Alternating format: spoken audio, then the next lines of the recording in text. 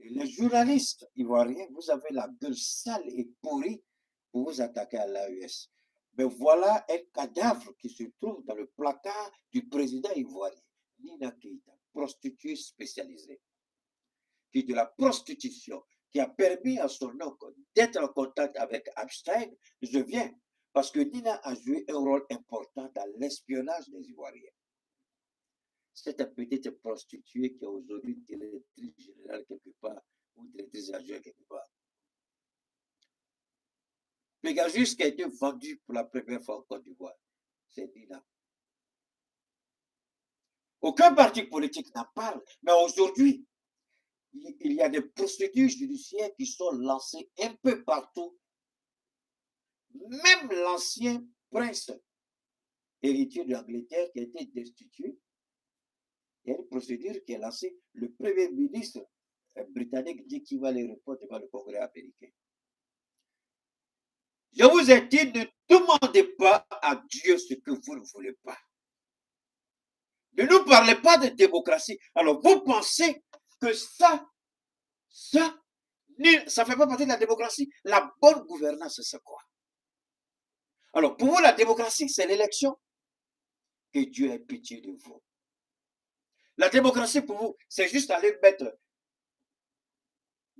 votre voix là dans l'urne, c'est ça? Votre démocratie, ça se limite à l'élection? Je suis désolé. Ça, c'est la démocratie. La bonne gouvernance, la moralité, la probité, le respect de la loi.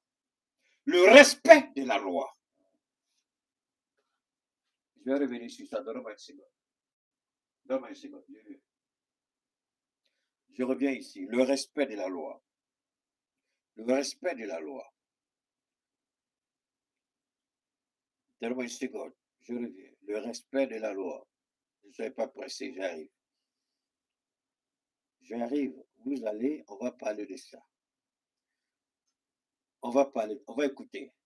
Amener à la remettre sur les rails, à la consolider et à la refaire prospérer pour le bonheur de tous. Écoutons. Il s'agit du respect de la loi, du rétablissement de la cohésion sociale, le développement par tous pour tous, la caution et le devoir du président. Cohésion sociale, le développement par tous pour tous, la caution et le devoir du président de la République. Le respect de la loi. Le respect de la loi. Toute société humaine a besoin d'organisation et des règles de régulation pour son harmonie et son évolution. Aujourd'hui, plus que jamais, la Côte d'Ivoire doit recourir à la loi pour garantir ses institutions, pour sécuriser les personnes et les biens, pour promouvoir et sauvegarder les actes, les actions et les activités économiques, tant dans le secteur public et dans le secteur privé. Les actes et activités politiques, socioculturelles et scientifiques. La Constitution, fondement juridique de l'État, est l'ensemble des règles écrites ou coutumières qui déterminent, d'une part, la forme de l'État, la dévolution et l'exercice du pouvoir, et d'autre part, les institutions qui incarnent ce pouvoir.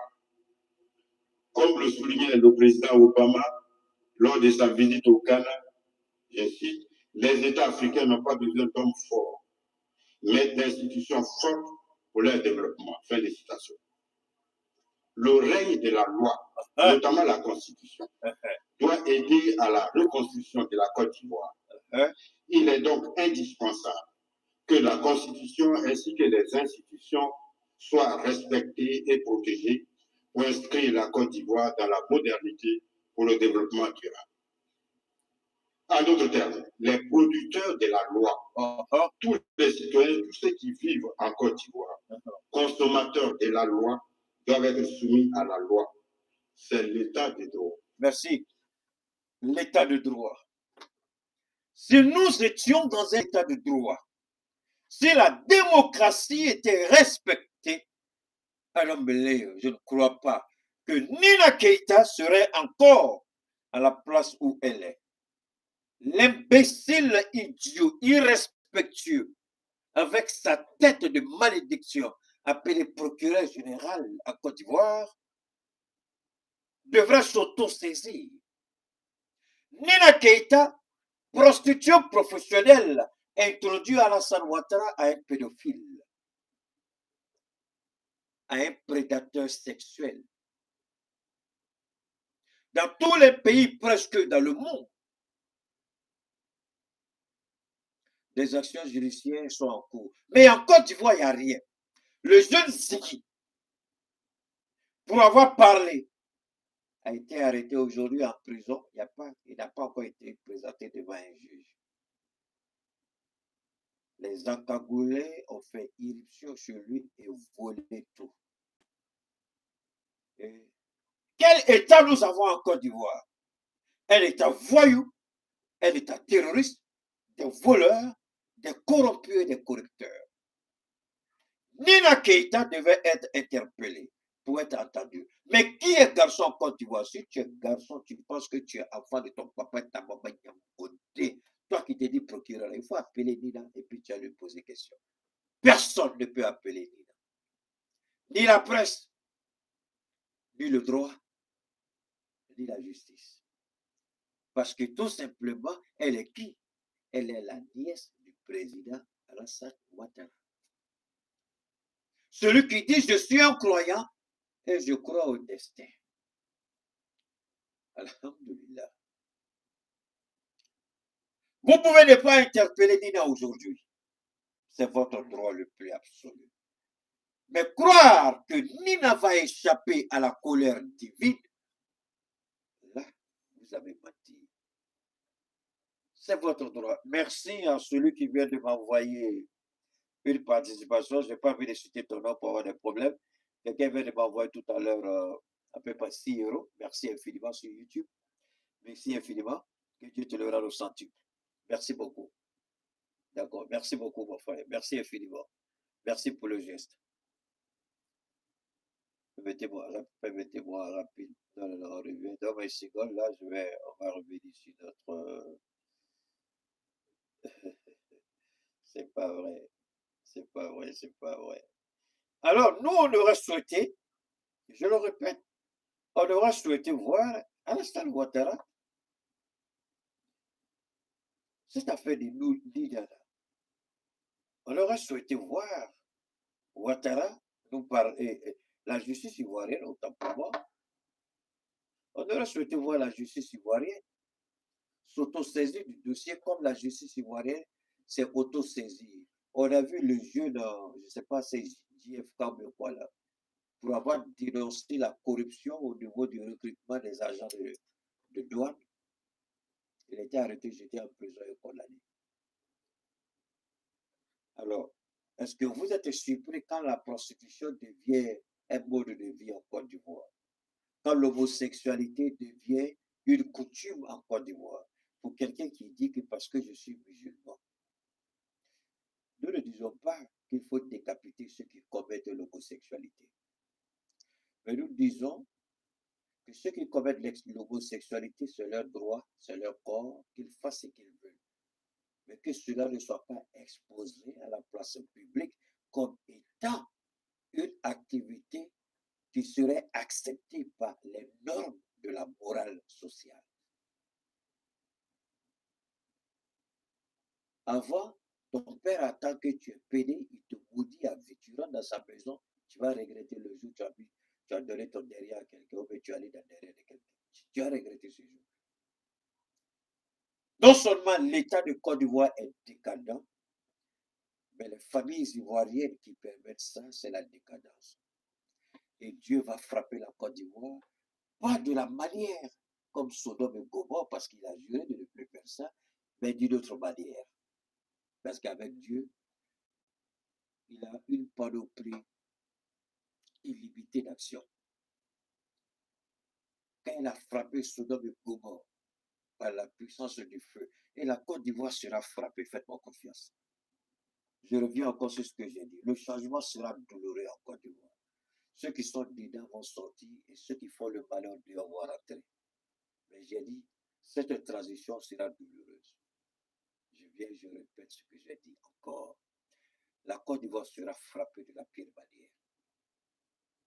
S'ils croient que Dieu ferme les yeux, eux, ils vont régler ça et Dieu dans leur tombe l'essentiel et qu'ils recoupent. C'est que vous n'avez rien compris encore. Vous n'avez rien compris encore. Nina, nièce de Ouattara,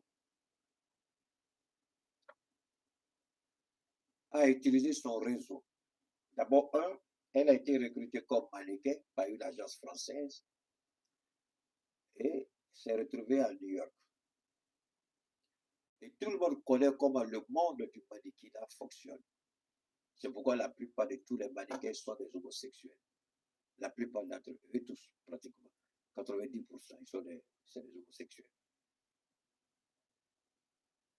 Et Nina, comme elle voulait plus loin, elle voulait faire croire à ses parents restés en Côte d'Ivoire que les États-Unis, c'est l'Eldorado, elle s'est livrée à autre forme, comme beaucoup de nos sœurs à New York le font.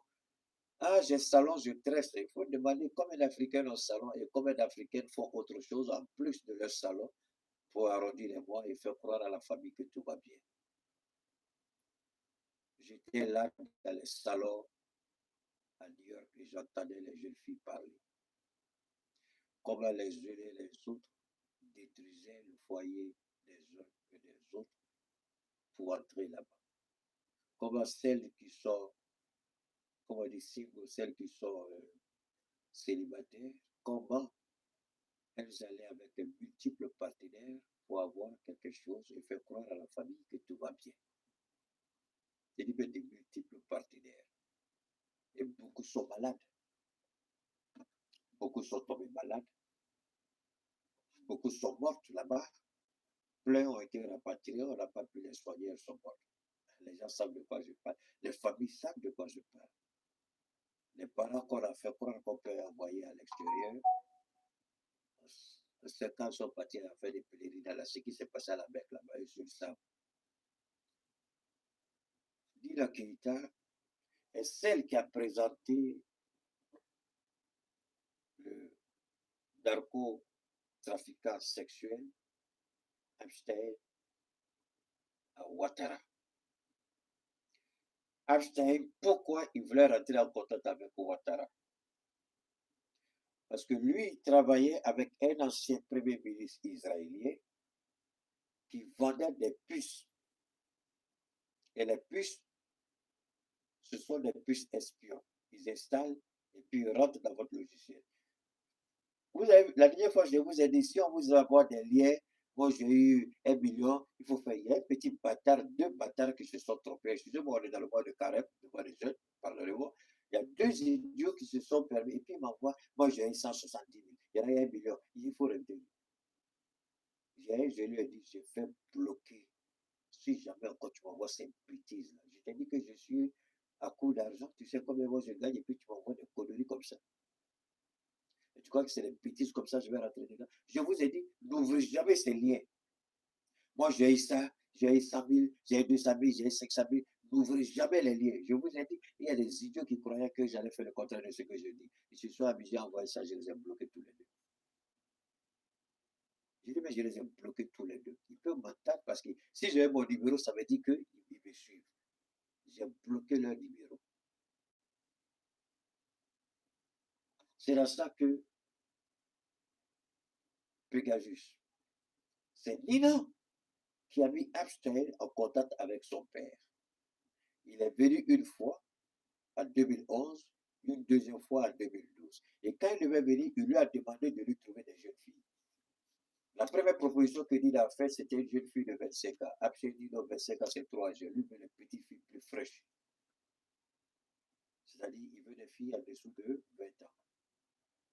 Et Nina l'a fait.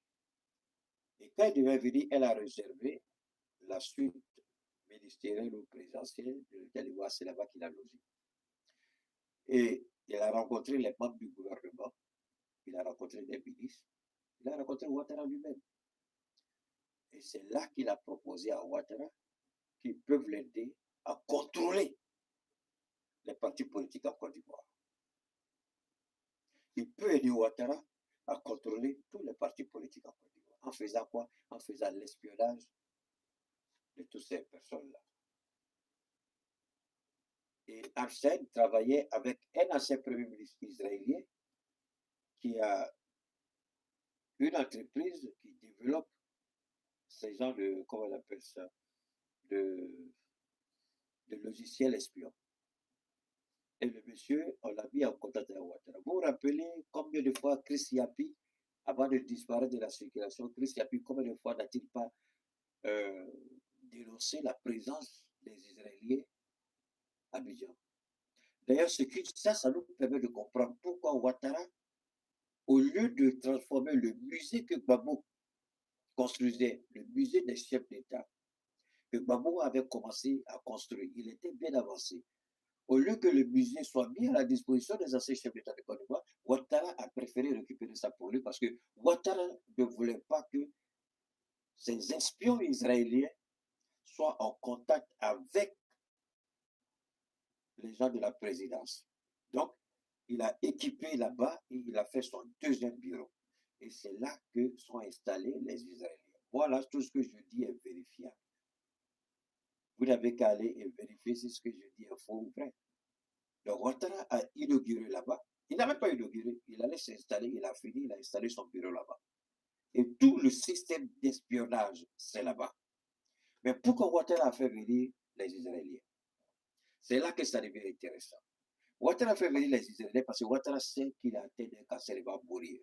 Et quand Ouattara, dans sa tête de malédiction et de maudit, il croit que lui, il a la faveur de Dieu et que la Côte d'Ivoire devient l'empire de Ouattara. Donc lui, il faut qu'il fasse la transmission à son fils adultéré Ténébré. Donc Nina est celle qui a mis Ouattara en contact avec Epstein, qui lui-même a joué les négoces. Je sais comment ça fonctionne puisque moi-même je suis négociant aussi. Je négocie les prix par rapport à des partenaires ici. Voilà. Et le gars me dit, écoute, Keïta, moi j'ai 2-3 bateaux de sucre, j'ai 2-3 bateaux de riz. Comment tu peux m'aider à négocier? Le commerçant avec qui je parle, je négocie. On détermine les paramètres du contrat, je les mets en contact avec mon gars. Et puis les différents services légaux travaillent sur la faisabilité du projet. Ça s'arrête là. Donc, c'est des choses que je connais très bien, comment ça se passe. Et Epstein, c'est ce qu'il faisait. Il était l'intermédiaire entre. Attention, ce n'est pas la Côte d'Ivoire seulement. Hein. Le Sénégal est dedans. La libération d'Abdoulaye, le fils d'Abdoulaye Ouad, on l'a compris. Le Sénégal est dedans. Le Sénégal était dedans. La Côte d'Ivoire est dedans. Le Cameroun est dedans. Le Congo, Brazzaville est dedans. Bien d'autres pays sont dedans. Mais il appartient pas aux Sénégalais de régler leurs problèmes. On ne va pas parler à la place des Sénégalais. On ne va pas parler à la place des Congolais ou d'autres personnes. Nous, on parle parce que c'est la Côte d'Ivoire. Et c'est elle qui était à l'origine de ça. Ils demandent des preuves, on leur donne des preuves, ils tournent les yeux. Est-ce que c'est un état de droit? C'est une question que je pose. Est-ce que c'est un état de droit?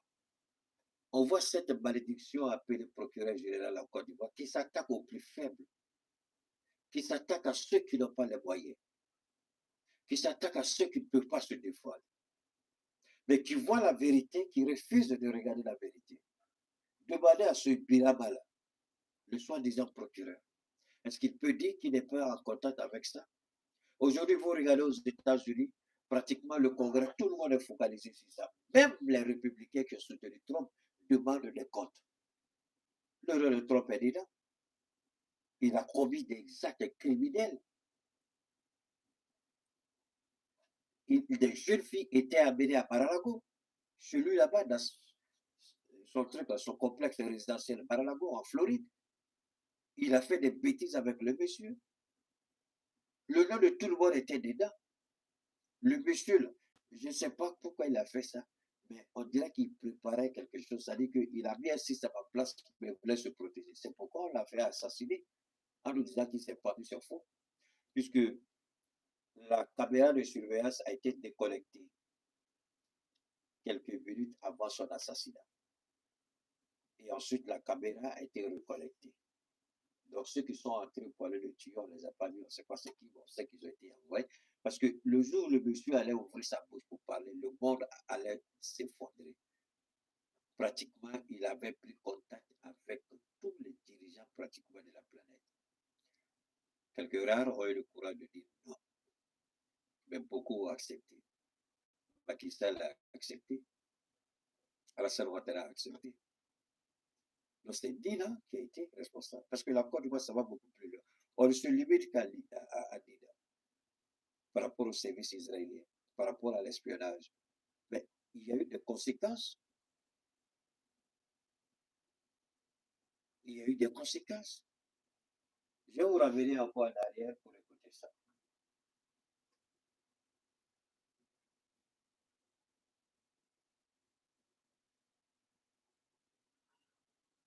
Alors, on va continuer avec ça. Alors donc, par quelle poupée commence-t-on? La première, la deuxième, la troisième, la énième, je ne sais pas. La troisième poupée que j'ai trouvée ce matin, c'est la presse ivoirienne. Ah oui. Ah bah oui, c'est intéressant. Et comme on est journaliste et que les journalistes sont attachés à l'actualité, si ça ne te fait rien, Carly, j'aimerais commencer par la troisième poupée. Je cherchais effectivement cette une. Allez-y. Alors ce matin, je découvre la titrologie. Sur la totalité des journaux que j'ai reçus, comme je le reçois depuis maintenant une quinzaine d'années, parce que je rappelle que j'ai fait la revue de presse Afrique de RFI pendant 13 ans, et qu'avant j'étais le correspondant de RFI à Abidjan, donc je connais bien la presse ivoirienne et je connais bien la Côte d'Ivoire. Sur la totalité des journaux qui sont en kiosque ce matin en Côte d'Ivoire, il y a 3 journaux qui évoquent l'affaire. Nina Keita, de l'affaire Epstein. Écoutez. Bon. 3. Tous les 3 étant très élogieux pour Nina Keita. Ok, vous avez compris? Les autres, on n'en parle pas. Donc, alors, tiens, j'ai encore d'ouvrir une poupée. Si il nous disait le nom des journaux qui ont fait le los de Nina Keita, vous allez trouver le journal de télé Brema Kadida. Vous allez trouver que les 3 journaux appartiennent tous à des barons du RCP. Donc, il faut étouffer l'affaire Nina Keita tout de suite en sortant des articles pour faire l'éloge. Mais c'est... Attendez, on laisse des traces. Tina, elle a laissé des traces. Il y a des photos où elle était pratiquement nue. Il y a des photos où elle était nue. Pour entrer dans ce milieu-là, en tant qu'une petite fille, sans un background, ça veut dire que quand on regarde derrière, il n'y a personne. Tu n'es qu'une petite nègre qui est arrivée dans un pays qu'on appelle les États-Unis. Donc, on peut t'amener à faire plusieurs choses qui dépassent l'immoralité. Et elle sait ce qu'elle a fait avec son corps. Elle sait très bien qu'il y a des portes, on peut les ouvrir. Elle était obligée de donner son corps comme on le lui demandait et comme on l'exigeait pour que les portes soient ouvertes. Et Ouattara l'a utilisé. C'est ça qui est gênant. Ouattara a utilisé cette fille. Elle s'est prostituée pour Ouattara. Elle s'est vendue pour Ouattara. Évidemment, le retour de l'ascenseur à l'envoyeur, elle a été nommée directrice adjointe. Cette compagnie-là qui gère le carburant ivoirien, je ne sais pas trop de la compagnie. Elle s'est vendue pour Ouattara. Elle a détruit ce qu'on appelle l'essence même de la femme. Elle s'est rabaissée comme un cochon sale pour Ouattara. Et faites-moi confiance, j'ai travaillé dans le haut milieu aux États-Unis. Souvent, je donnais le nom de la boîte où j'ai travaillé. Il y a des images, quand les gens finissent de prendre, si c'était un studio, souvent quand ils finissaient, et puis je voyais les gens nettoyer les fous. Il y a des images, même je suis tombé sur des images de, je crois, Lady Gaga avec Rihanna. Bon, vraiment, c'était difficilement supportable. Je sais de quoi je parle. Aux États-Unis, je ne dis pas que je connais tout, mais je connais comment ce milieu-là fonctionne. Puisque j'avais 2 patrons directs, 2 superviseurs directs qui se sont confiés à moi. Keïta, on te demande pardon, on sait que tu es trop spirituel, tu crois tellement en Dieu, mais nous, là, notre vie, elle est immorale, elle n'est pas acceptable. Pardon, prie pour nous pour qu'on puisse sortir dedans. Ça, c'est l'Américain qui dit ça. La première, elle était blanche, une jeune fille. Le deuxième, c'était noir. J'instruction que merci beaucoup à toi, mon frère. Keïta, il faut qu'on sorte dedans. Nous, on sait que ce n'est pas bon, on fait. Mais tu connais le milieu, Keïta. Et tout le monde ici te respecte parce que quand tu vois venir des gens, on voit que on voit tout de suite la gloire de Dieu sur toi. Nous, on est sale, on n'est pas propre. Prie pour nous. Ça, c'est les Américains qui me disaient ça. Alors, vous croyez que je ne connais pas, même si je n'étais pas à New York. J'ai fait seulement quelques mois à New York avant d'aller à Los Angeles. Et vous pensez que je ne sais pas quel genre de vie il a mené à New York. Ouattara l'a utilisé pour avoir ce qu'il voulait. La récompense, elle a été nommée. Mais là, la presse ne peut que vanter la mérite de Nina. Mais je n'en veux pas à cette presse. Ils font ça, c'est des biens qu'on leur donne combien 100 000 francs pour avoir fait un article. 200 000, c'est même pas 1 million parce que c'est vraiment simple. Tous les responsables du RH que vous attendez tous les jours en Côte d'Ivoire, ils sont méchants, ils sont méchants, ils sont méchants. C'est parce qu'ils ne donnent pas l'argent. Alors, c'est là à toi, Clemsia. On va écouter. La poupée que je viens d'ouvrir, c'est la poupée de la presse ivoirienne qui n'en parle pas ce matin. Ok, la presse ivoirienne n'en parle et pas. Notamment la presse d'opposition.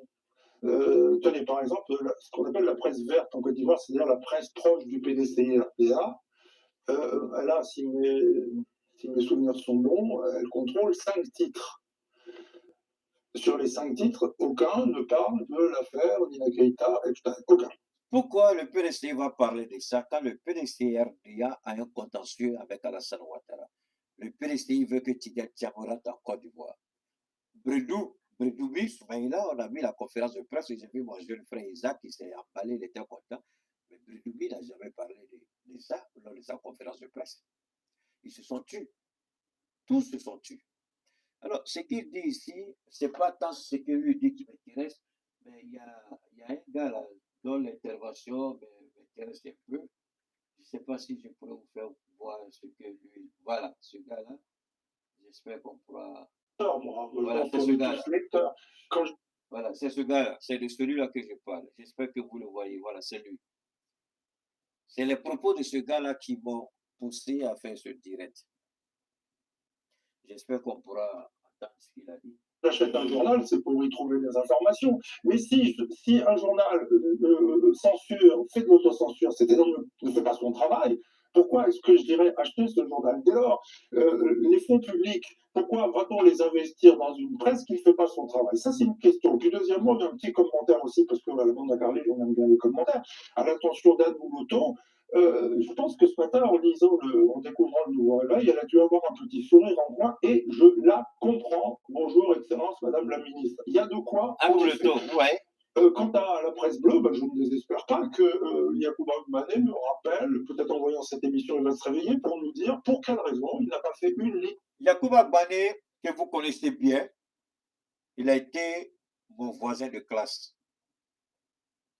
La première fois que j'ai vu, je crois que c'est lui qui gérait à l'époque le journal de, comment on appelle ça, la femme de Gbagbo, comment elle s'appelle la femme de Gbagbo là? La petite femme de Gbagbo, je veux dire, la femme musulmane là.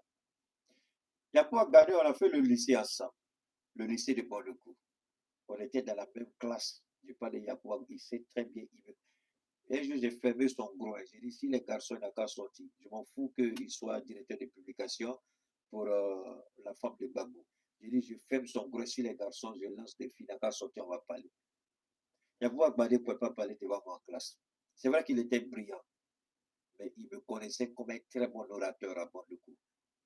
Yacouba Mané ne pouvait même pas m'approcher à la cheville. Il travaille pour la femme de Gbagbo, là, je dis. C'est son nom que le monsieur vient de citer là. Donc, je connais Yacouba Mané. D'accord?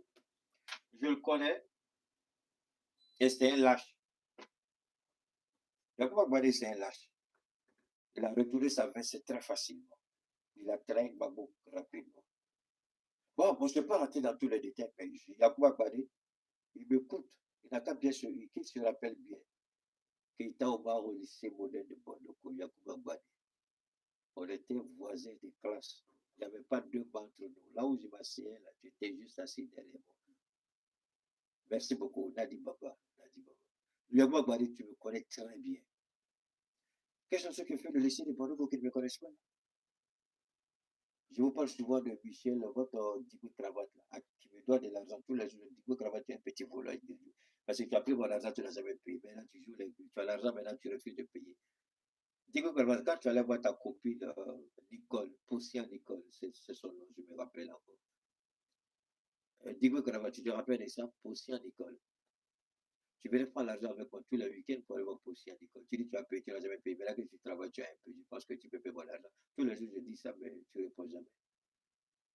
Digo Cravate me doit l'argent. Il sait très bien. Il était mon voisin de lit au dortoir, à l'internat. Il était mon voisin de classe. On était dans la même classe. Donc, évidemment qu'il était plus costaud, plus gaillard que moi à l'époque. Il était plus âgé que moi. Il me donne de l'argent. Il le sait très bien. Moi, je ne vais jamais accuser quelqu'un sans une culture. Tout ce que je cite là, je les mets tous au défi de la sortie. Tu sors, je vais t'allumer, tu vas oublier ta route. Il me doit l'argent. Tu fais la grande, donne-moi mon argent. Il peut en parler.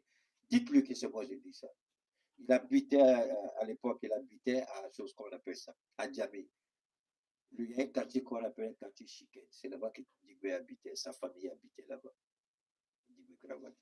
Je ne sais pas où il habite maintenant, mais quartier Chicken, au 220, c'est là-bas qu'il habitait. Alors, quand on parle de la nièce de Ouattara, est-ce que c'est parce qu'on a quelque chose contre elle? Je ne crois pas. Mais alors, la presse se tait. La presse refuse d'en parler. La presse est paniquée. Est-ce que tu peux parler de Nina en Côte d'Ivoire? Alors, la question que chaque Ivoirien devrait se poser. Est-ce que réellement Nina est impliquée? Le procureur peut rendre service à la Côte d'Ivoire puisqu'il est payé avec l'argent des Ivoiriens. Le procureur peut décider, par exemple, de dire d'accord, on va blanchir Nina. Il faut l'appeler, il faut l'écouter. Si réellement elle a été impliquée, parce que ça aussi, c'est la meilleure façon. Est-ce que vous croyez que ce procureur-là, il y a quelque chose dans sa culotte qui fait de lui un homme pour se lever et puis demander à Nina de venir s'asseoir devant lui pour lui poser des questions? Même s'il est saoulé, il a bu tous les tchapalos du monde, il ne peut jamais appeler Nina pour lui poser des questions. Il rêve à ça, il va dans sa tombe. Alors, voilà des gens qui ont un placard rempli de cadavres. Voilà des gens qui sont loin de la probité. Voilà des gens qui nous parlent de l'islam. Voilà des gens qui nous parlent de valeurs morales. Mais vous les regardez, vous posez une seule question. De quoi est-ce qu'ils parlent? De quelle valeur morale ils parlent? Nina a été celle qui a mis Epstein en contact avec Alassane Ouattara. Il est celui qui a mis Alassane Ouattara en contact avec cet ancien premier ministre israélien pour acheter des logiciels espions et pour espionner les opposants ivoiriens. Vous croyez que c'est pour rien? Ouattara s'est retracté en 2020, c'est ça? Qui connaît la Constitution mieux que moi? Ouattara, quand il disait que le mandat du président de la République, c'est renouvelable une seule fois. Ouattara n'avait pas encore la maîtrise de ce contact que sa nièce a établi avec lui depuis 2012. Je ne sais pas, le contrat a été signé à quelle année. Mais Ouattara n'avait pas tous les éléments en main quand il parlait. Après, la révision a été faite, je ne sais pas, en 2016, je crois. Et de 2012 à 2016, il y a eu 4 ans. Ils ont travaillé, jusqu'à ce qu'ils arrivent à ce que Ouattara prenne confiance. Ouattara n'avait pas confiance en lui. Quand il présentait la Constitution devant le peuple de Côte d'Ivoire, Ouattara n'avait pas confiance. Ouattara a travaillé avec son secrétaire. Et toujours quand on voit le secrétaire de Ouattara, on vient écarter la petite Nina. Elle a fait beaucoup attention. Parce qu'elle sait mieux que tout le monde comment elle a travaillé dans le noir, comment elle s'est salie pour que son nom se salisse à son tour et prétend se maintenir au pouvoir. Dina, c'est le dossier Epstein qui nous a permis de comprendre le degré d'implication. On nous a toujours présenté la famille de Ouattara, tous à des postes de responsabilité au niveau des entreprises d'État. S'ils avaient créé leur propre business, s'ils avaient créé leur propre entité, on peut dire qu'ils ont été aidés, on peut dire qu'ils ont ceci, ils ont cela, mais au lieu de cela, Ouattara les a mis à la tête des entreprises de Côte d'Ivoire. Pourquoi? Pour contrôler la manne financière. Pour contrôler toutes les entreprises doivent travailler pour Alassane Ouattara en Côte d'Ivoire. Si vous pensez que les entreprises travaillent pour l'État, réveillez-vous de votre sommeil. Ouattara pense que la Côte d'Ivoire est un royaume qui lui appartient. Et les entreprises de l'État lui appartiennent. Donc, chaque parent placé à la tête d'une entreprise est redevable à Alassane Ouattara. En plus des plus de 300 milliards qu'il prend chaque année, en plus de son fonds souverain, en plus du budget de sa résidence, du budget des 2 présidences, Ouattara reçoit encore l'argent de toutes les entreprises de l'État. Parce que ce sont ses parents qui sont là-bas. Et il les a placés, non pas par leur compétence, parce qu'ils n'ont aucune compétence, il les a placés parce qu'il y a un dividende qui doit être versé à Ouattara. C'est comme ça que Ouattara prend le contrôle du pays et c'est comme ça qu'il engraisse le RHDP. Donc, le nom de Nina est cité aujourd'hui et les autres. Les autres n'ont pas été cités, mais vous pensez que les autres n'ont rien à voir dedans. Et Nina a compris une chose. Quand son oncle a été élu président en 2010, elle savait que son oncle avait besoin de faire certaines choses pour préserver son pouvoir, parce qu'elle sait dans quelles conditions il a pris le pouvoir. Au moment où Ouattara prenait le pouvoir, Nina n'était pas sur le territoire ivoirien, Nina était encore à New York. Donc en 2011, elle commence les démarches tout de suite avec son père. Tu as besoin d'un avion. Et l'avion, le premier avion d'Alassane Ouattara, c'était l'avion de Epstein.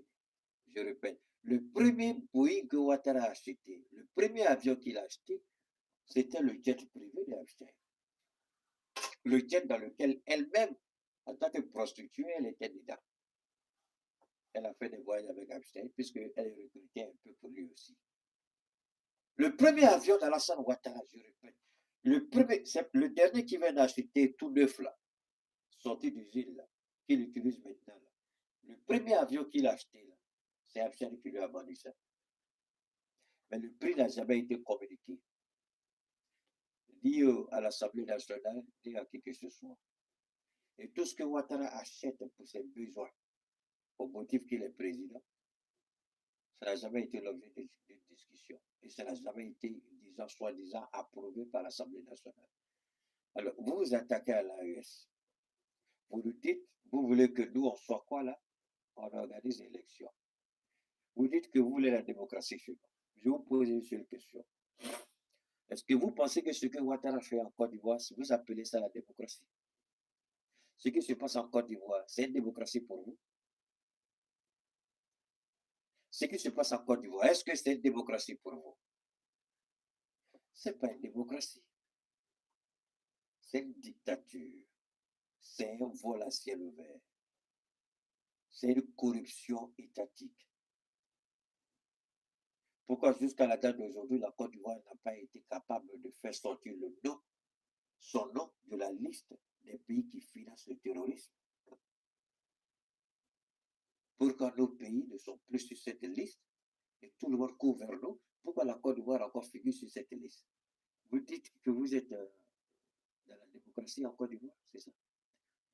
Et vous êtes sur une liste noire, blanchiment d'argent, terrorisme. Ça, ce n'est pas nous. Ce n'est pas notre liste. Ce sont les amis d'Alassane Ouattara, c'est leur liste, ce n'est pas notre liste. Alors, vous voyez, Ivoiriens, nous ne sommes pas votre ennemi. On essaie de vous faire croire que l'ennemi de la Côte d'Ivoire, c'est l'AES. C'est absolument faux. Nous disons tout simplement que nous, on veut vivre en paix chez nous. On n'a pas besoin d'ingérence. Et le général est sorti avec des preuves irréfutables de l'implication de l'État de Côte d'Ivoire dans les multiples tentatives de déstabilisation et surtout dans le financement du terrorisme dans le Sahel. Et le général n'a rien dit de gratuit. Pourquoi la France, pourquoi la presse occidentale a préféré aussi rester silencieuse? Parce qu'elle sait que tout ce que nous avons dit était vrai et qu'elle ne voulait pas être l'écho de ce que le président a dit. C'est là que j'interpelle les jeunes gens là. Vous qui dites que vous aimez AES, vous aimez ACP, vous faites de l'apologie des terroristes ou des États qui nous attaquent sans vous rendre compte. Est-ce que vous me voyez parler de terrorisme? Est-ce que vous me voyez parler de ceux qui nous attaquent? Ne faites pas comme moi, parce que pour moi, c'est un don de Dieu. Mais regardez, au moins, vous avez entendu le monsieur sur cette affaire de Abstain Dina Keita. Il y a 3 presses qui ont parlé. Et ils n'ont fait que faire l'éloge de la dame. Tout le monde s'est tué. Mais malheureusement, vous êtes là, vous voulez tellement monter que vous connaissez, vous informez, vous sortez et vous faites le travail des idiots sans vous rendre compte. Dina Keita n'est pas la seule. Elle fait partie, mais elle n'est pas la seule. Ce n'est pas seulement Pegasus. Il y a un autre logiciel espion. Il y a 2 qui sont utilisés en ce moment par Alassane Ouattara. Et Abdel a mis Ouattara en contact avec celui tout le monde sait que les Israéliens sont vraiment forts dans l'espionnage, hein, les logiciels. Et le monsieur, il travaille toujours avec l'État de Côte d'Ivoire. Et Dieu seul sait combien de milliards ont été donnés à ce monsieur-là pour qu'on puisse avoir ce. Et les installations n'ont pas été faites à la présidence. On ne peut pas les installer non plus au niveau de l'état-major des forces armées. Donc, quand Ouattara a récupéré le musée qui devait servir aux anciens présidents de Côte d'Ivoire, quand Ouattara a récupéré ça, il a mis à la disposition des Israéliens qui ont installé tout le logiciel. Mais le jour où ce régime va tomber, il va tomber par la grâce de Dieu.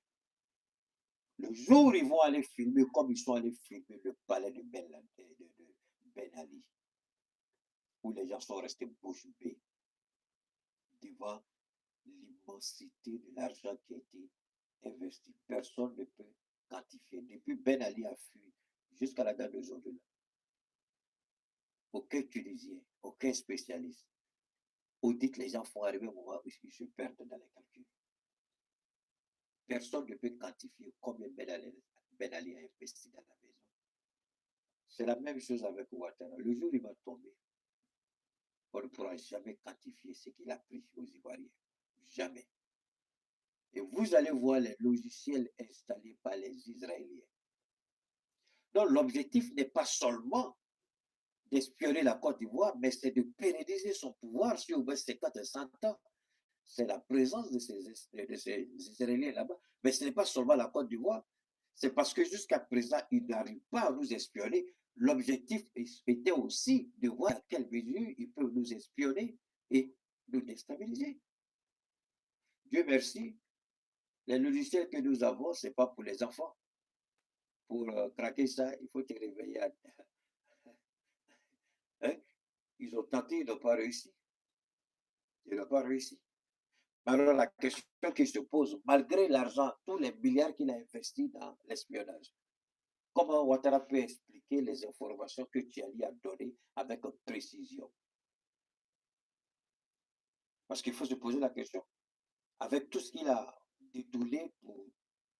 Parce qu'on est un président voleur et maniaque, on investit beaucoup. Un voleur, si vous voyez la maison d'un voleur, vous-même là, même si on ne vous dit pas qu'il est voleur, vous-même vous allez dire non, le monsieur là, s'il n'a pas volé, il a déjà volé avant. Les systèmes de sécurité qui vont installer là, vous-même vous regardez, vous dites pas ça, ça là. Est-ce qu'il n'a pas volé avant?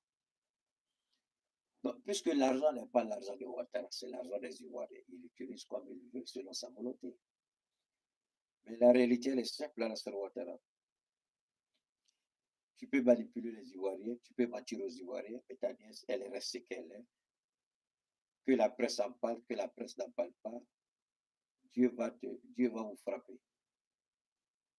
Ta nièce là, Dieu va la frapper parce qu'elle sait ce qu'elle a fait. C'est une femme qui est sale devant moi. Moi, je m'en fous. Elle a qu'à mettre tous les parfums du monde sur elle. Elle n'a qu'à porter la bulle. Elle n'a qu'à s'habiller avec les plus grands stylistes couturiers du monde. Elle n'a qu'à porter une robe d'1 milliard de dollars. Pour moi, elle reste sale. Et la saleté que je vois, c'est une saleté interne et externe.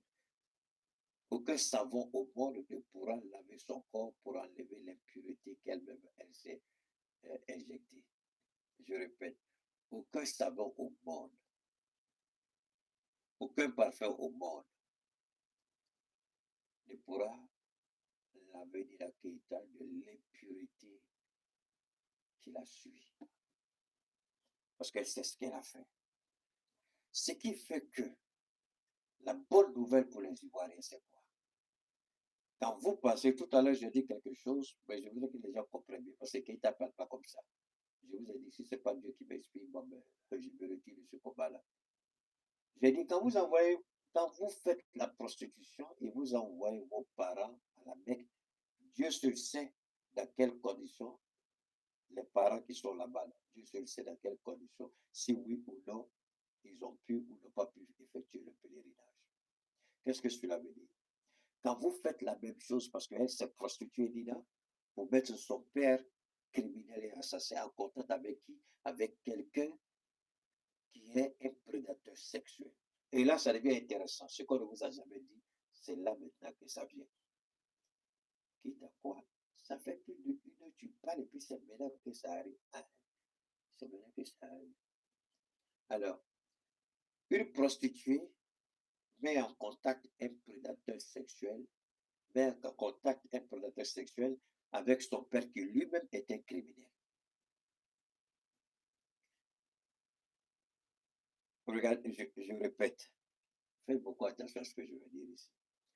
Une prostituée, Nina Keïta, met en contact un prédateur sexuel, Epstein, avec son père qui est lui-même un criminel, un assassin, un corrompu, et un corrupteur, un voleur et un manipulateur, Dramane Ouattara. Regardez les trois. Elle est prostituée, l'autre est un prédateur sexuel, l'autre est un assassin, les trois. Ils mettent ensemble un système pour espionner. Pourquoi Ouattara, qui était venu pour dire donnez-moi 5 ans, est en train de faire 20 ans? Je vous ai dit, ce n'est pas parce que vous êtes maudit que vous ne pouvez pas être président. Vous pouvez être maudit et être même président des États-Unis. La malédiction ne vous empêche pas d'avoir l'argent ou d'accéder à un certain niveau. Il faut bien comprendre comment fonctionne la malédiction.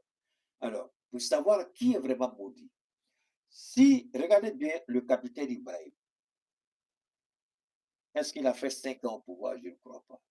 Regardez comment la femme bénie du Burkina, le capitaine, regardez comment il a transformé le Burkina sans entêter le Burkina comme l'a fait la femme maudite qui est à la tête de la Côte d'Ivoire. Hey, là je suis en train de prêcher maintenant, écoutez. D'accord? Quand vous regardez l'AES, nous n'avons pas surfacturé, nous n'avons pas surendetté nos États, mais regardez comment les choses évoluent. Yeah? Bon, Keïta, tu parles trop. Oui, ok. Donne-moi une seconde. Parce qu'il faut faire la différence quand Keïta parle souvent, les gens ils saisissent. Alors, on va revenir ici, rapidement. Je vais vous ramener ici, passe voilà. Je vous ramène ici. Ici d'abord. Regardez ça. On va revenir ici. Ainsi, le ministre de la Construction de la Patrie met officiellement en service 4 nouvelles locomotives de type GL30, dotées d'une puissance de 3000 chevaux et d'une capacité de traction de 1500 tonnes brutes, ces machines vont considérablement accroître les capacités de transport du chemin de fer Abidjan-Ouagadougou. Renforçons ainsi la... Quand il y a Abidjan-Ouagadougou, ce n'est pas la Côte d'Ivoire, c'est au Burkina. C'est-à-dire que chaque pays, à son niveau, renforce ses capacités. Donc, quand on dit Sitara et Abidjan-Ouagadougou, les gens vont penser que c'est un investissement de la Côte d'Ivoire. Ce n'est pas la Côte d'Ivoire. Ne mélangez pas. Ne mélangez pas. Parce qu'ici, c'est au Burkina qu'on est. On n'est pas en Côte d'Ivoire. C'est au Burkina qu'on est. Alors, voilà un président qui arrive, qui trouve que le chemin de fer du Burkina, il faut réhabiliter. Non seulement il réhabilite, il envoie ça. C'est pas tout. Il fait décoller quoi? La compagnie aérienne de Burkina, Air Burkina. C'est pas tout. Il met des péages là où il faut. Il modernise. Ce n'est pas tout. Il y a des villes qui sont en train de sortir de terre. Il y a des maisons pour les forces armées qui sont en train de sortir de terre. Il y a des autoroutes 4x4, 6x6, aller-retour. Mais attention. Et il n'a pas endetté son pays. C'est avec fonds propres. Mais en plus de ça, encore la montée en puissance de l'armée aussi est faite. Donc nous, on est sur tous les aspects. Sécurité économique. Mais c'est là. Est-ce qu'un enfant maudit peut faire ce qu'Ibrahim fait? Si tu es maudit là, tu ne peux pas faire ce qu'Ibrahim fait. Si tu es maudit là, tu ne peux pas faire ce qu'Assimi fait. Si tu es maudit, tu ne peux pas faire ce que le général Tchani fait. Mais regardez la Côte d'Ivoire, avec l'argent que ce pays regorge, avec les moyens financiers énormes, il a surendetté, à tel point que le cacao de Côte d'Ivoire même est bloqué. Mais vous n'avez jamais attendu que nous, on a bloqué nos produits. Seulement quand tu voles, on bloque, on dit on ne donne pas tant que tu ne payes pas. C'est l'uranium qui s'est fait et puis c'est l'or aussi. Voilà. Et puis nous, on attend de racheter toutes les mines qui deviendront des propriétés de l'État. Et la Côte d'Ivoire, c'est 8%. Si on n'est pas maudit, comment 8% sur l'or de la Côte d'Ivoire? Dites-moi. Donc la malédiction dont parle Cheikh Oumar Keïta, c'est une malédiction que chacun peut voir de ses propres yeux avec ceux qui sont au pouvoir en Côte d'Ivoire. Si on n'est pas maudit, si Ouattara n'était pas maudit, la Côte d'Ivoire serait devenue comme un petit Dubaï. En 15 ans seulement. En 30 ans, on a vu comment le Qatar est devenu. En 30 ans. Et Ouattara vient de commencer son 4e mandat de 20 ans. Qu'est-ce qui a changé en Côte d'Ivoire? Le Qatar, vous n'avez qu'à aller au Qatar pour voir. 5 ans, c'est devenu 20 ans. C'est là, c'est la malédiction. Quand je vous dis qu'il est maudit, vous pensez que c'est parce que je suis contre lui? Il ne me donne pas à manger. Par la grâce de Dieu, c'est des millions que je fais par jour. Pourquoi je vais en vouloir à Ouattara? J'ai toujours dit, moi, je ne vais pas travailler pour quelqu'un. Par la grâce de Dieu, c'est Dieu qui signe mon chèque. J'ai toujours dit ça. Je ne travaille pas pour quelqu'un. Je ne travaille pas pour quelqu'un. Je finis tout de suite là, je vais dormir toute la journée. Je finis de répondre aux messages qu'on m'envoie. Il y a plein de messages. Comme j'ai dit, je suis en train de faire les ajustements. Je suis en train de refaire des nouvelles tarifications. Donc, les gens sont en train de voir au fur et à mesure, les gens qui me contactent, les nouvelles tarifications. Je ne travaille pas pour quelqu'un. Mais Dieu seul sait combien il me bénit. Moi, je n'en veux pas quelqu'un. Le matériel, mais moi, je n'en veux pas quelqu'un pour ça. Parce que je vais aller me coucher dans ma tombe, je n'en verrai rien. Je suis venu les mêmes vies, je vais retrouver les mêmes vies. Mais c'est ce que je refais derrière moi qui va marquer les gens. Et quand vous regardez Ouattara, si ce n'est pas la malédiction, dites-moi ce que c'est. Comment on peut avoir tout ça d'un pays et être incapable de faire avancer ce pays? Si endetter le pays, tout ce qu'il compte, c'est sa maudite personne. Des achats d'avions par là, les achats d'avions par-ci, détournements par là. C'est le Maroc qui se frotte les mains. Parce que vous avez une idée des milliards volés par le RHDP, ou surtout les milliards. Ce n'est pas en Europe. Tout l'argent qui a été volé en Côte d'Ivoire se trouve au Maroc. Je répète, tout l'argent qui a été volé en Côte d'Ivoire se trouve au Maroc. Le Maroc est devenu l'Eldorado de tous ceux qui volent viennent déposer chez nous, on s'en fout. Parce que tu déposes là-bas, ils peuvent bloquer. On a vu ce qu'ils ont fait avec Poutine. On a vu ce qu'ils ont fait à l'argent de Mobutu. On a vu ce qu'ils ont fait avec les Bongo. On dit bien Malaki. Bon, Maroc, là, qui va parler de bien Malaki? Donc, les gens ne vont plus en Europe déposer leur argent. On va parler de bien Malaki. Tout le monde va où? Au Maroc. Ou dans certains. Le Maroc, en tout cas, c'est le premier pays de destination. Il y a d'autres pays, je ne connais pas tout, mais c'est le Maroc que je connais plus. Mais Ouattara et tous les gens du RHDP, les voleurs, c'est là-bas, c'est au Maroc. Vous n'avez qu'à aller au Maroc pour voir ce qui se passe. Pour vous rendre compte que ce n'est pas possible. Le Maroc a l'argent à dépasser. Mais comment? Le voleur. Donc, pour savoir que quelqu'un est maudit, regardez sa position. La malédiction ne vous empêche pas une dernière fois d'être président ou milliardaire. C'est de votre position, ce que vous allez faire. C'est là où on se rend compte si vous êtes maudit. Et Alassane Ouattara est maudit. Vous n'avez qu'à regarder ce que le jeune capitaine fait au Burkina. Sans endetter son pays, il fait des choses extraordinaires. S'il n'était pas maudit, pendant son pouvoir, on n'allait pas décapiter un Ivoirien. S'il n'était pas maudit, il n'allait pas organiser l'exclusion de ses adversaires-là sur la base du mensonge, de la manipulation de la justice. S'il n'était pas maudit, il n'allait pas utiliser les accablés pour aller enlever des Ivoiriens et aller les voler chez eux et faire ça. Il faut être maudit et lâche pour faire ça. Si vous n'êtes pas lâche, vous affrontez votre adversaire. Et Alassane Ouattara est un lâche. Un lâche. Un lâche. Un voleur et un assassin. C'est ce qu'il est. C'est pourquoi il est maudit. Et sa malédiction, accepter ou refuser, c'est votre problème. Je m'en fous et peur de moi. Parce que Alassane Ouattara, je le répète, il est maudit. Si on n'est pas maudit, comment tu vas aller endetter un pays à plus de 45, 50 000 milliards de dettes, et puis tu ne mets pas en mesure de transformer ton café et ton cacao dans ton propre pays. Aujourd'hui, le blé que nous produisons au Burkina, c'est transformé 100% au Burkina. Ce n'est pas tout le cas. Non, le courant balancé sur le courant, il était sur la batterie. Ouais, la batterie, ça coûtait beaucoup d'argent quand même. Par la grâce de Dieu, ça va. Alors donc, c'est ce qu'il faut comprendre. Nous n'avons pas un problème, je le répète, hein, on n'a pas un problème à la Côte d'Ivoire, mais nous refusons que les Ivoiriens, tout en refusant de chercher la vérité, se cachent derrière le mensonge pour nous attaquer au sein de l'AES. Alors, Lina Keïta,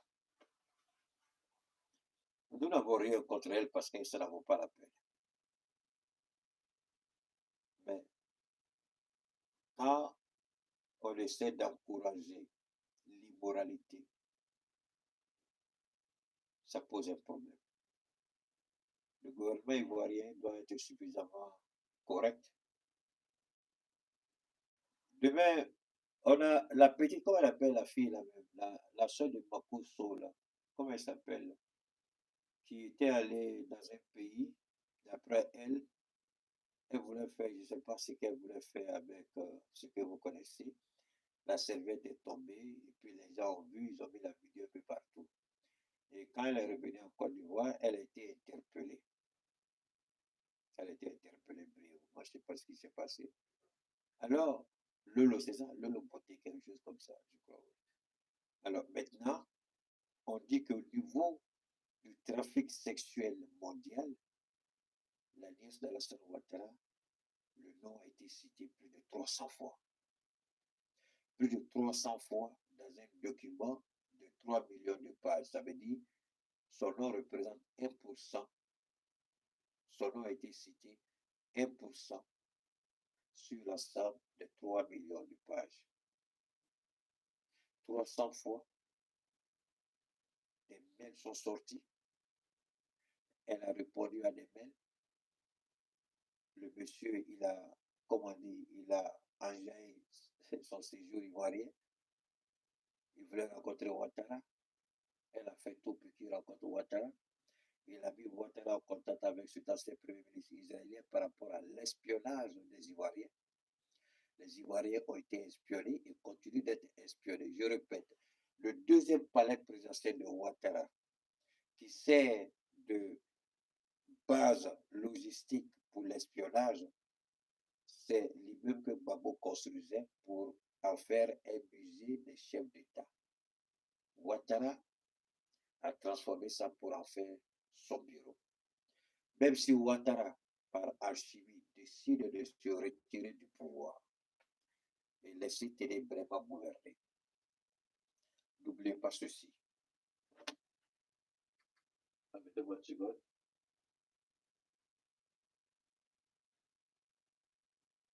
Alors,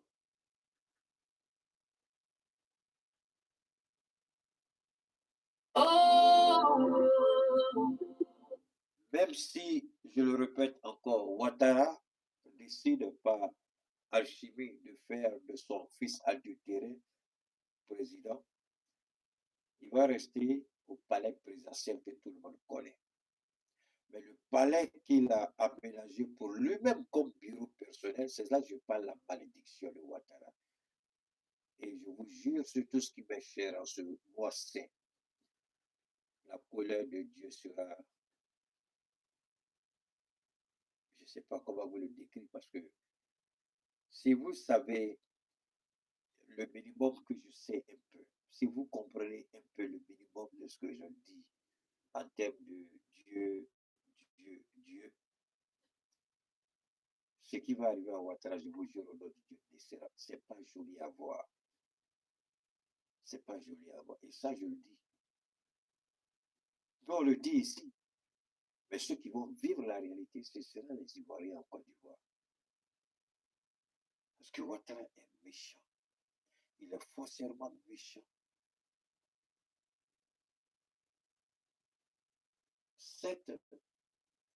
Ce bâtisse-là qu'il a transformé en bureau privé et personnel, en installant des Israéliens pour développer les logiciels d'espionnage.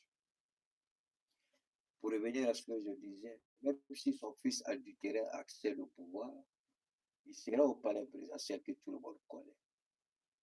L'autre palais qu'il a aménagé pour son usage personnel et privé, c'est à partir de là-bas qu'il va gouverner la Côte d'Ivoire. C'est à partir de là-bas que la traque contre l'opposition sera plus violente. Les Ivoiriens, vous vous abusez, je vous l'avais rien compris encore. Ce que Ouattara prépare pour vous, c'est ce que je suis en train de vous dire. Et nous, on est fait qu'alerter parce que Dieu nous inspire. Vous pouvez rejeter, c'est votre problème. On va s'asseoir, on ne fera que vous accompagner dans la douleur. C'est tout. À moins qu'il s'attaque à nous, là c'est autre chose. Il s'attaque à nous, on va répliquer. Ça, c'est une certitude. Parce que Ouattara, je répète, Ouattara, de ce bureau-là où il a installé les Juifs, il aura plus de temps. Tous ceux qui vont vouloir sortir contre Télé Brema, Ouattara va les détruire à partir de ce coin-là. Et je vais vous dire, quand Télé Brema va venir au pouvoir, la violence contre l'opposition va atteindre un niveau inimaginable. Ça, je peux vous le garantir. Quand Télé Brema va accéder au pouvoir et que Ouattara n'est pas encore mort parce que c'est ça son objectif, il veut se retirer et puis placer Télé Brema. C'est pourquoi Télé Brema, il a fait nommer comme vice-premier ministre. Ce n'est pas pour rien. C'est pour juste le permettre qu'il comprenne un peu. Qu'est-ce qu'il a fait au début? Il a mis à la présidence pour bien comprendre comment la présidence fonctionne. Il était ministre présidentiel, chargé des affaires présidentielles. Ensuite, il a nommé ministre d'État, ministre de la Défense, jusqu'à aujourd'hui. Ensuite, ministre d'État, vice-premier ministre. Et tout le monde sait qui est le véritable premier ministre, ce n'est pas Maigre Mabé, c'est lui. L'objectif, c'est de le propulser après vice-président. C'est ça l'objectif, parce que c'est là que le travail que Adama Bitoko devait faire, puis il a échoué là. C'est ce que Patrick Hachi va faire. Donc, c'est de proposer Télé Brema. Ils vont faire une motion. Les députés RHDP vont faire une motion qui est demandée à la Ouattara de placer Télé Brema comme vice-président. Et quand ils vont le faire, maximum 1 an, Ouattara va prendre sa retraite pour des raisons de santé. Et Télé Brema devient officiellement le président de la République de Côte d'Ivoire. Donc, il aura un mandat soit de 2 ans, soit de 3 ans, pour bien s'acclimater, pour bien s'intégrer et organiser les élections qui viennent, les voler, les braquer, comme son père l'a fait, et puis rester au pouvoir. Donc, quand Ouattara dit pour des raisons de santé, Ouattara va travailler avec les Israéliens et traquer tous les opposants, sans exception. Tous ceux qui seront une menace contre le pouvoir des télévisions. Mais ça, c'est ce que je vous donne, ça, c'est comme ça qu'ils sont en train de réfléchir. Je ne vous dis pas que c'est comme ça va se passer, parce que souvent quand tu parles, les gens mélangent tout. Moi, je vous donne le schéma qu'eux, ils ont tracé. C'est comme ça qu'ils veulent. Mais Dieu ne permettra pas ça. Ça n'arrivera pas comme ça. Ça n'arrivera pas. C'est Dieu va le frapper. Ça n'arrivera pas. Vous pouvez faire ça. Même si ça arrive, ce sera pour un court instant. J'ai toujours dit, je mettais Télé vraiment sera destitué. Il y aura un coup d'État, Télé va tomber. Malgré tout le système que Ouattara est en train de mettre en place. Vous croyez que Ouattara a besoin de tout ça, pourquoi? Il a échoué parce que un enfant maudit, il prend une promesse, il ne peut pas réaliser. Vous ne savez pas ça, on ne vous a jamais dit ça. Quand vous êtes maudit, vous prenez, vous avez la grande gueule pour prendre des décisions, pour prendre prendre des promesses que vous n'allez jamais faire. Qui a dit 5 ans, la Côte d'Ivoire sera émergente à l'horizon 2020? Qui a dit ça? Alassane Ouattara. Donnez-moi 5 ans, c'est qui? Alassane Ouattara. La Côte d'Ivoire sera émergente. Qui a dit ça? Alassane Ouattara. Mais s'il n'a pas atteint l'émergence, il y a 5 ans, il n'a rien fait. Mais c'est qu'il est maudit. Il est maudit, c'est tout. Et cette malédiction-là, ça, ce n'est pas moi qui le dis, mais c'est l'état de l'homme que moi je vous dis. Moi, je ne le maudis pas. C'est ce qu'il est, c'est ce que je dis. C'est différent. Voilà, ça, c'est ce qu'il est. Alors, ce qu'il faut retenir, on est dans le mois de juin. On va arrêter aujourd'hui, on ne va pas aller trop loin, on va arrêter comme ça. Je vous remercie tous et toutes. On va faire le maximum pour mériter votre confiance. Comme j'ai dit, aujourd'hui, je ne parlerai pas trop de produits parce qu'il y a plein de commandes que je n'ai pas encore répondu et que je suis en train de faire les nouvelles tarifications. Donc, certainement, dans le courant d'aujourd'hui, sur un direct, on va en parler. Comme ça, j'aurai répondu à plein de personnes. D'accord? Merci infiniment à toutes et à tous. On garde le contact et à très bientôt. Merci infiniment.